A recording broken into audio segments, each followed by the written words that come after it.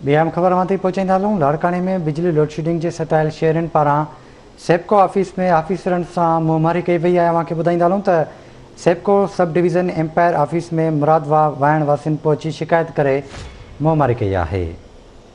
Update कंदा हलूं। Breaking news है तो लाड़काने में बिजली लोड शेडिंग के सतायल शहरनि सेप्को ऑफिस में ऑफिसरनि सां मुंहमारी कई है। सेप्को सब डिवीज़न एम्पायर ऑफिस में मुराद वाहन वासिन शिकायत करे मुंहमारी कई है। शहरनि जी सेप्को ऑफिसरनि सां मुंहमारी वारी वीडियो वायरल थी वई है। अपडेट कंदा हलूं। ब्रेकिंग न्यूज़ है। लाड़काने में बिजली लोड शेडिंग के सतायल शहरनि सेप्को ऑफिस में ऑफिसरनि सां मुंहमारी कई है। शहरनि सेप्को ऑफिसरनि सां मुंहमारी वारी वीडियो वायरल थी वई है।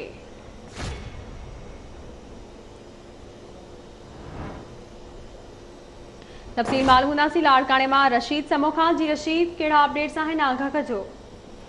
जी बिल्कुल, लाड़काने में बिजली लोड शेडिंग जा जेके सतायल शहरी आहिनि उहे सेप्को ऑफिस जे ऑफिसरनि सां उन्हनि जी मुंहमारी थी आहे। सेप्को सब डिवीज़न एम्पायर ऑफिस में मुरादवान वासी आहिनि उहे पहुची शिकायत लाइ उते पहुता त शहरनि जी सेप्को ऑफिसरनि सां मुंहमारी थी आहे ऐं उन जो जेको वीडियो आहे उहा वायरल थी वई आहे। गर्मीअ जे सतायल शहरनि सेप्को अमलदारनि ऐं एम्प्लॉइज़नि खे चयो आहे त असां ॾींहुं राति जेको आहे बिजली कोन्हे असां वटि ऐं जेके बिजलीअ जा जेके बिल आहिनि उहे बि असां हर महीने पूरा भरियूं पिया, पर इन वक़्तु ताईं जेकी आहे बिजली आहे उहा न पई ॾिनी वञे। 13 खां 14 कलाक लोड शेडिंग कई थी वञे ऐं बिजलीअ जी जेकी लोड शेडिंग आहे उहा जेकॾहिं शहरनि जो चवणु आहे ख़तमु न कई वई त ॿी सूरत में एतिजाज मुज़ाहिरा कंदासीं ऐं जेके ऑफिसूं आहिनि सेप्को जूं उन्हनि जो घेराव पिणु कंदासीं।